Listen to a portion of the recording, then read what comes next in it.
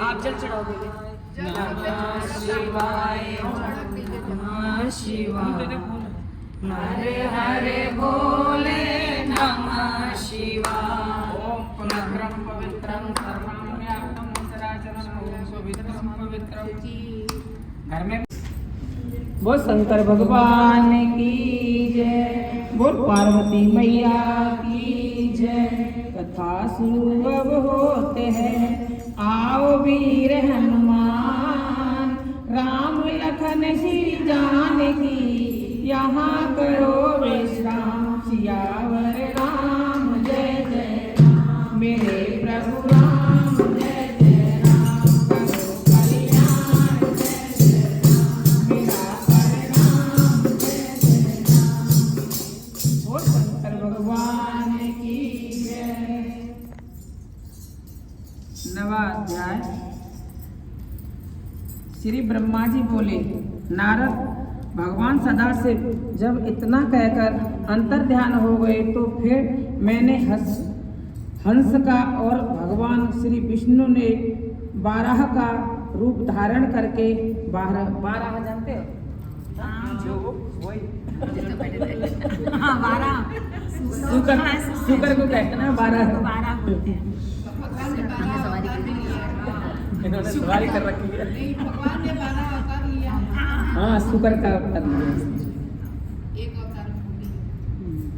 मैंने हंस का और भगवान विष्णु ने 12 का रूप धारण करके सृष्टि रचने का विचार किया।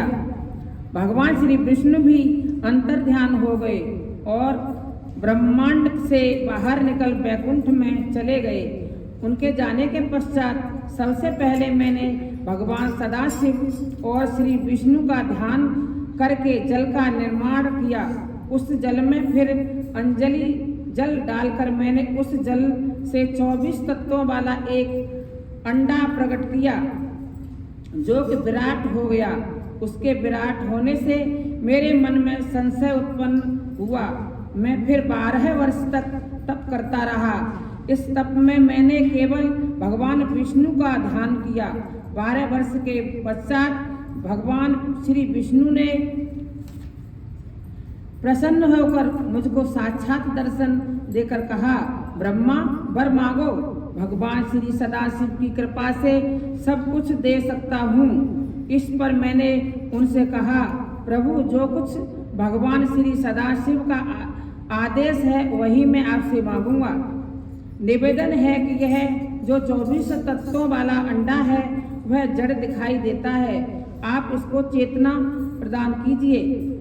मेरी इस प्रार्थना पर भगवान श्री विष्णु उस अखंड में प्रविष्ट हो गए।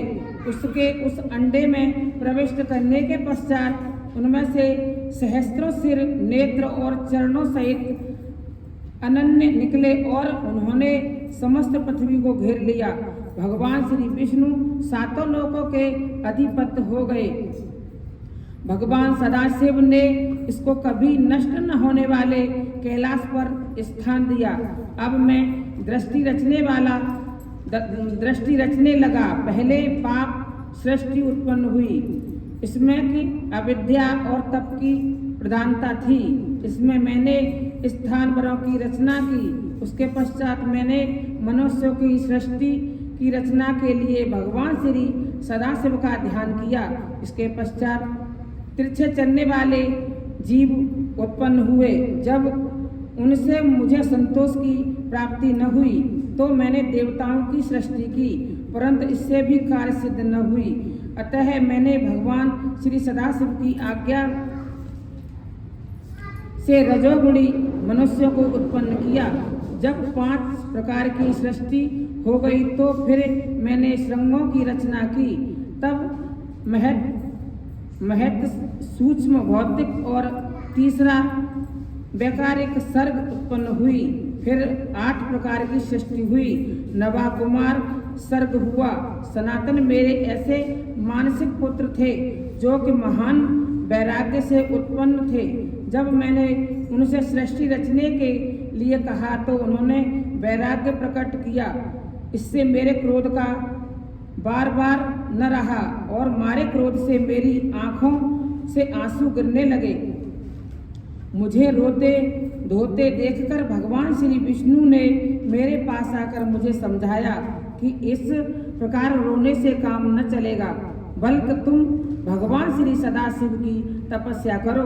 मैंने भगवान श्री सदाशिव की कृपा से मेरे मन में विचार उत्पन्न हुआ कि यदि भगवान श्री सदाशिव स्वयं मेरे पुत्र बनकर अवतार धारण करें तो सृष्टि की उत्पन्न का कार्य भली प्रकार संपन्न हो सकता है। यह विचार करके मैंने उग्र तप किया, जिसका परिणाम यह हुआ कि भगवान श्री सदाशिव मेरे बाहों के मध्य से प्रकट हुए। उनके मस्तक में गंगा का ध्यान तथा जटाओं में शोभा पा रही थी। भाल में त्रिपुंड धारण किए हुए थे। उनके 5 मुख और 4 हाथ थे। 10वां अध्याय।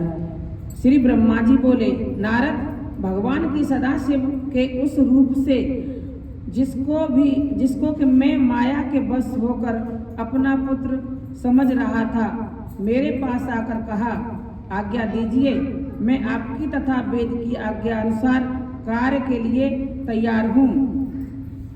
भगवान सदाशिव जी के इस वचन सुनकर अत्यंत प्रसन्न हुआ। मेरी आज्ञा अनुसार भगवान श्री सदाशिव ने भूत प्रेत पिशाच कुंड मांड बेताल तथा ब्रह्मा राक्षसों को उत्पन्न किया, जिसको देखकर मुझे बड़ा आश्चर्य हुआ और मैंने उनसे कहा कि कुपुत्रों को तुम अभी नष्ट कर दो और श्रेष्ठ पुत्रों को उत्पन्न करो। मेरी बात सुनकर भगवान श्री सदाशिव ने कहा, नहीं, मैं ऐसी सृष्टि उत्पन्न नहीं करूँगा कि जिसको मरना जीना पड़े। उनको आप स्वयं ही उत्पन्न कीजिए। उनमें से जो प्राणी चिंताओं को त्याग कर परमानंद में मग्न होंगे, उनको मैं मोक्ष प्रदान करूंगा। इस प्रकार कहकर भगवान श्री सदाशिव ने अपनी माया को खींच लिया। तब मुझे ज्ञात हुआ और फिर मैंने नतमस्तक होकर उनको प्रणाम किया। उन्होंने उठाकर मुझे अपने कंठ से लगाया। उसी समय सनक आदि ने आकर उनको प्रणाम किया और स्तुत करने लगे। भगवान सदाशिव ने मुझे सद्बुद्धि प्रदान की और उनके पश्चात नील लोहित भगवान शंकर अंतर्ध्यान हो गए और अपने लोक को चले गए। वो शंकर भगवान की जय। हरे हरे बोले